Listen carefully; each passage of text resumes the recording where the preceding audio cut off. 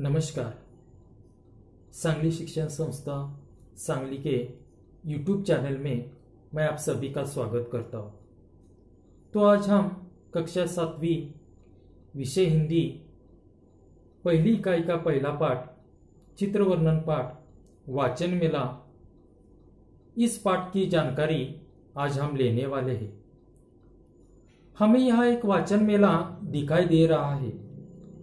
आप लोगों को इस चित्र को देखकर समझा है कि यहाँ क्या हो रहा है, या कौन कौन है और वे लोग क्या कर रहे हैं, और उसके बाद चित्र का वर्णन करना है ताकि आप लोग बाद में इसका वर्णन अच्छी तरह से कर सके।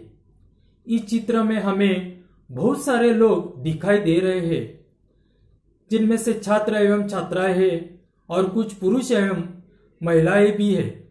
इस चित्र में हमें ढेर सारी किताबें दिखाई दे रही है जो अलग अलग दुकानों में रखी है, और हर दुकान पर अलग अलग फलक लगे हैं जिस पर कुछ नाम लिखे हैं, और उस ताल्लुक से ही उस दुकान में किताबें रखी हुई है। तो सबसे पहले हम इस चित्र के ऊपर के बाएं ओर दुकान पर चलते हैं, देखते हैं हम यहाँ कौन कौन सी पुस्तकें देखने को मिलती है। इस दुकान पर हमें जो फलक दिखाई दे रहा है उस पर पहले फलक पर लिखा है बाल साहित्य। उसके बाजू में जो फलक है उस पर लिखा है विज्ञान कथा, और नीचे दुकान पर लिखे हैं ई बुक्स और ऑडियो बुक्स। आप लोगों को पता है बाल साहित्य किसे कहते हैं? छोटी उम्र के बच्चों को ध्यान में रखकर जो साहित्य लिखा जाता है उसे बाल साहित्य कहते हैं। यानी जो कथाएं एवं लेख बच्चों को लिए लिखे जाते हैं वे सभी बाल साहित्य में शामिल होते हैं। जैसे कि पंचतंत्र की कहानियां, अकबर बिरबल के किस्से इत्यादि रोचक कथाएं बाल साहित्य में शामिल होते हैं, ताकि छोटे उम्र के बच्चे उन्हें रुचि से पढ़कर अपने ज्ञान में वृद्धि कर सके। तो आपको समझ में आ गया होगा कि बाल साहित्य किसे कहते हैं। आप देखते हैं विज्ञान कथा। विज्ञान कथा को इंग्लिश में साइंस फिक्शन कहते हैं। आज तक विज्ञान में आविष्कार हुए उससे संबंधित जो कथाएं होती है उन कथाओं को विज्ञान कथा कहते हैं।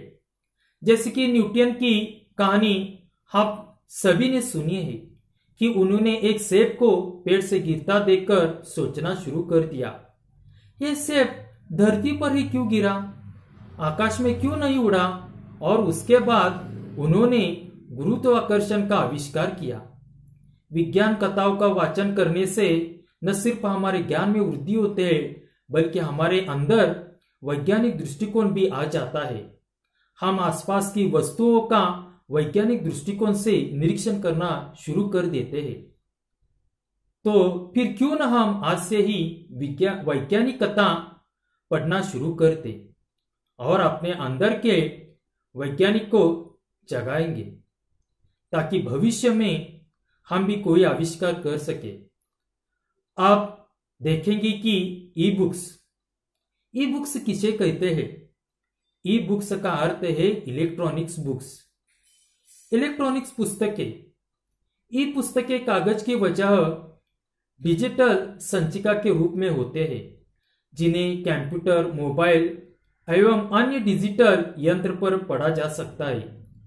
इसका फायदा यह होता है कि यदि हमें कोई पुस्तक नहीं मिल रहा हो, हमें उसकी बहुत जरूरत हो, तो हम उस वक्त उस पुस्तक को ई बुक्स के रूप से इंटरनेट के माध्यम से खोजकर डाउनलोड कर सकते हैं। यह खरीद भी सकती है। ई बुक्स कम कीमत में हमें मिल जाती है या फ्री में भी उपलब्ध होती है। लेकिन ई बुक्स का उपयोग हम उसी वक्त करेंगे जब हमें पुस्तक प्राप्त न हो, क्योंकि ज्यादा मोबाइल और कंप्यूटर का इस्तेमाल करने से हमारे आंखों पर विपरीत परिणाम हो सकता है। उसके बाद यह ऑडियो बुक्स का फलक दिखाई दे रहा है। अब यह ऑडियो बुक्स क्या है? इस दुकान पर हमें ऑडियो बुक्स मिल सकते हैं, लेकिन उससे पहले हमें ऑडियो बुक्स के बारे में जानना जरूर है। तो ऑडियो बुक्स का अर्थ होता है रिकॉर्ड की गई बुक्स। ऐसे बुक्स जो हम केवल सुन सकते हैं, पढ़ नहीं सकते, उसे ऑडियो बुक्स कहते हैं। अब इसके भी कई लाभ होते हैं, जैसे हम यात्रा सफर के दौरान गाड़ी में किताब पढ़ना चाहते हैं या कोई कहानी पढ़ना चाहते हैं, तो हम साधारण बुक से वे कहानी पढ़ेंगे तो हमारे आंखों पर विपरीत परिणाम हो सकता है।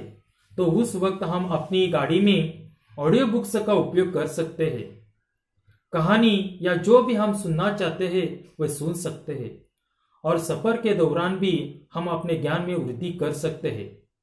अगर हमें कई परीक्षा देना जाना हो और हमारी सफर के दौरान ऑडियो बुक्स इस्तेमाल करके अच्छी तरह से परीक्षा दे सकते हैं, और ऑडियो बुक्स का इस्तेमाल करके हम अपना प्रिपरेशन कर सकते हैं। अब हम चित्र के दाएं ओर जो दुकान लगी है उस पर चलकर देखते हैं कि यहाँ हम किस प्रकार की पुस्तकें मिल रही है। या फलक पर लिखा है किशोर साहित्य।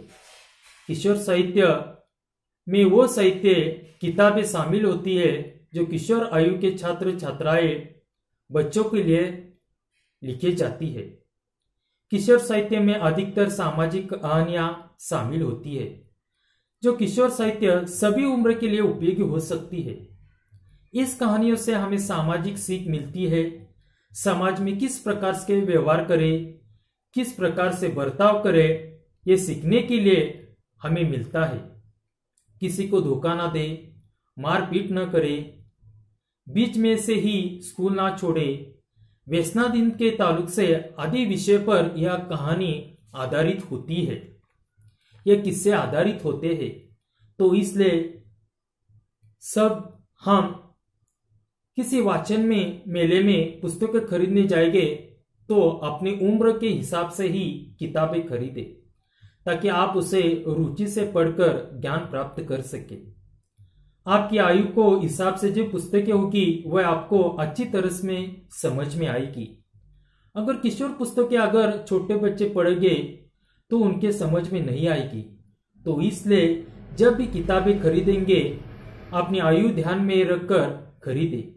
अब हमें इस चित्र में कुछ बच्चे नजर आ रहे हैं जो स्कूल के छात्र और छात्रा है, और ये बच्चे पालकी में कुछ किताबें रखकर चल रहे हैं और वे फलक भी हाथ में लिखे हुए हैं। एक फलक पर ग्रंथ दिंडी लिखा हुआ है और दूसरे फलक पर एक घोष वाक्य है जो पुस्तक संबंधी है। पुस्तकों से पाए ज्ञान, जाने भाषाएं विज्ञान।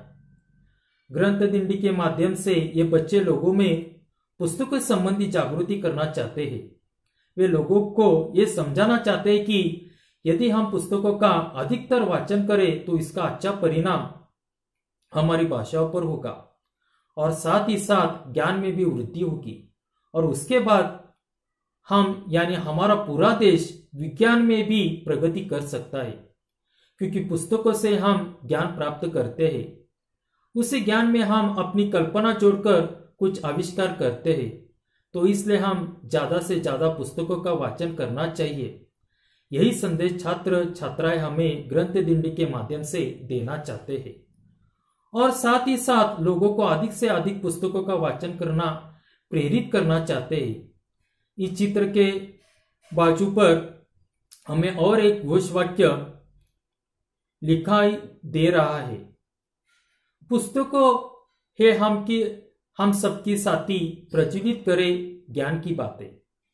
इसका अर्थ है कि हमें ज्ञान की बातें प्रज्वलित करनी है, यानी ज्ञान में वृद्धि करनी है, तो पुस्तकों हमें अपना साथी बनाना होगा।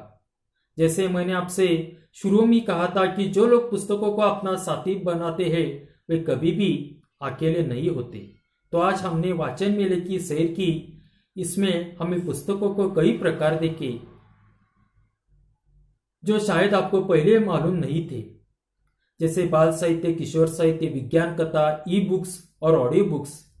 इस पाठ में हमने पुस्तकों से संबंधित कुछ घोष वाक्य भी देखे।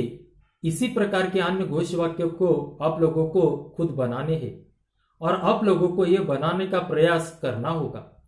अगर आप लोगों को घोष वाक्य बनाने के लिए कोई भी दुश्वारी या कोई भी परेशानी आ रही हो तो आप लोग मोबाइल कंप्यूटर की सहायता से इंटरनेट का भी उपयोग कर सकते हैं। इंटरनेट पर जाकर आप लोग इस तरह के कई घोष वाक्य देख सकते हैं, जिससे आपकी समझ में आ जाएगी कि घोष वाक्य किस प्रकार की होती है और आप भी बार बार उस घोष वाक्य को पढ़ने से खुद भी घोष वाक्य बना सकते हैं। मुझे आशा है कि वाचन मेले में जाकर आप लोगों को खुशी हुई होगी और साथ ही साथ आपको ज्ञान में भी वृद्धि हो गई। जैसे कई पुस्तकों से ही के बारे में आपको मालूमात मिल गई है। जिन पुस्तकों के बारे में मालूमात नहीं मिली थी कि पुस्तकों के कई भी प्रकार होते हैं, तो आज हमने इस वाचन मेले में पुस्तकों को कई प्रकार देखे, पुस्तक संबंधी कई मालूमात हासिल की। वैसे ही हमारे ज्ञान में भी वृद्धि हो गई। आप पुस्तक संबंधी घोष वाक्य मैंने भी खुद बना है ताकि आप लोग इस तरह घोष वाक्य बना सके। तो वह कहकर मैं अपना पाठ समाप्त करता हूं। घोष वाक्य ये है, ज्ञान मिले विज्ञान मिले, पुस्तकों से ही सम्मान मिले। इसका मतलब है पुस्तक के वाचन से हमारे ज्ञान में वृद्धि होती है और ज्ञान में वृद्धि होने के साथ साथ विज्ञान भी तरक्की करता है। और यह सारी चीजें अगर हम अपना लेते हैं, ज्ञान वृद्धि कर लेते हैं, विज्ञान में वृद्धि कर लेते हैं, हमारे समाज में हमें सम्मान प्राप्त हो सकता है। पुस्तकों से हमें सम्मान मिल सकता है, हमारे देश को भी सारी दुनिया में सम्मान मिल सकता है। तो सभी पुस्तकों से माध्यम से यह शक्य होता है।